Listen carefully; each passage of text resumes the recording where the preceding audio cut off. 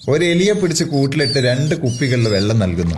ഒന്ന് ശുദ്ധമായ പച്ചവെള്ളവും രണ്ടാമത്തത് ഡ്രഗ്സ് മിക്സ് ചെയ്ത വെള്ളവും. എല്ലാ സമയത്തും ഈ എലി ഡ്രഗ്സ് മിക്സ് ചെയ്തിട്ടുള്ള വെള്ളം തന്നെ കണ്ടിന്യൂസ് ആയി കുടിച്ച് അവസാനം അതിന്റെ ജീവൻ നഷ്ടപ്പെടുന്നു.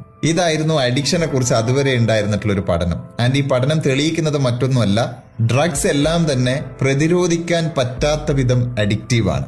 അങ്ങനെ ഇരിക്കുമ്പോഴാണ് 1970കളുടെ അവസാനം കനേഡിയൻ സൈക്കോളജിസ്റ്റായ പ്രൊഫസർ ബ്രൂസ് കെ അലക്സാണ്ടർ ഇതിനെ ചോദ്യം ചെയ്യുന്നത്. എലിയെ കൂട്ടിലിട്ട് ഇങ്ങനെ ഒരു പരീക്ഷണം നടത്തിയാൽ അതെങ്ങനെ ശരിയാകും?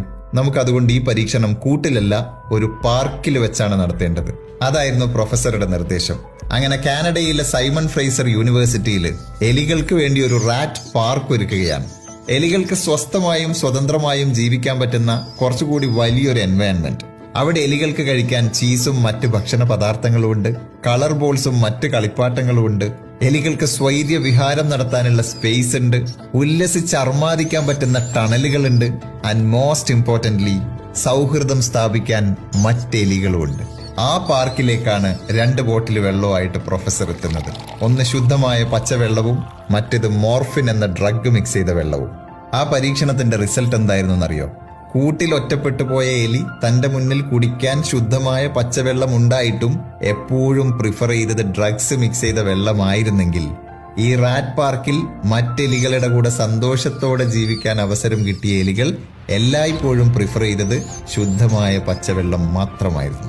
ഇതിനു മുമ്പ് കൂട്ടിൽ ഒറ്റപ്പെട്ടു പോയ സമയത്ത് പച്ചവെള്ളത്തിന് പകരം ഡ്രഗ്സ് മിക്സ് ചെയ്ത വെള്ളം കുടിച്ചുകൊണ്ടിരുന്ന എലികൾ പോലും പാർക്കിൽ വന്നപ്പോ ഡ്രഗ്സ് മിക്സ് ചെയ്ത വെള്ളത്തിന് പകരം ശുദ്ധജലം കുടിച്ചു തുടങ്ങി. അഡിക്ഷന്റെ കാരണം ലഹരി പദാർത്ഥങ്ങളല്ല, അതൊരുവൻ അകപ്പെട്ടിരിക്കുന്ന കൂടാണ്. സ്നേഹത്തോടെയും സന്തോഷത്തോടെയും ജീവിക്കാൻ സാധിച്ചപ്പോൾ ലഹരി ഉപേക്ഷിച്ച എലികളെ പോലെ തന്നെയാണ് മനുഷ്യരും. സന്തോഷത്തോടെ മറ്റുള്ളവരുമായി കണക്റ്റഡായി ജീവിക്കാൻ കഴിയാതെ വരുമ്പോഴാണ് മനുഷ്യൻ പലതരത്തിലുള്ള ലഹരികൾ തേടിപ്പോകുന്നത്. അഡിക്ഷന്റെ വിപരീതം സ്വബോധമല്ല, അത് കണക്ഷനാണ്. സോ നെക്സ്റ്റ് ടൈം ലഹരിക്കടിമപ്പെട്ടു പോയ ഒരു സുഹൃത്തിനെ കാണുമ്പോൾ try to connect with him. ഒരുപക്ഷെ അവരുടെ ആ കൂട് പൊട്ടിച്ചു കളയാൻ അത് സഹായിക്കും. Super hits red FM. കേൾക്കൂ കേൾക്കൂ കേട്ടുകൊണ്ടേയിരിക്കൂ.